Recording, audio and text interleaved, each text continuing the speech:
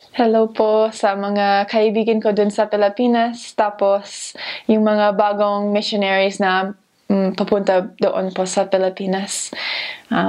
Gusto ko lang na ibahagi sa inyo na alam ko na totoo yung simbahan ni Jesucristo ng mga banal sa huling araw. Alam ko na minsan mahirap yung buhay natin, pero kailangan natin na patuloy na maghanda para sa huling araw na darating si Jesus Christ. At alam ko na sobrang mahalaga yung pagbabasa ng Aklat ni Mormon sa araw-araw. Alam ko na kung gagawin mo yan, talagang mararamdaman mo yung mga biyaya sa buhay mo. Alam ko na minsan, meron tayong mga pagsubok na mahirap na ma-overcome. Pero kailangan natin just magtiis hanggang sa wakas kasi sobrang mahalaga yan para sa atin.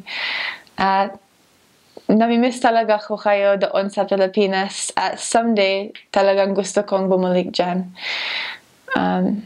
Mahal na mahal ko ang aking tagapagligtas, si Jesucristo. Alam ko na talagang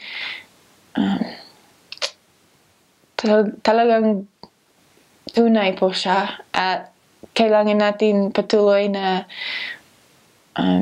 magsisi para sa aking mga kasalanan, para sa ating mga kasalanan bilang isang mundo. At alam ko na mahal kayo ng Diyos at gustong-gusto niya para sa inyo na makabalik sa Kanya. Excited po ako para sa panahon na yan na babalik po ako dun sa inyo. At sana kung gagawin natin yung best natin dito sa mundo, babalik tayo sa ating mga magulang dun sa kabilang buhay.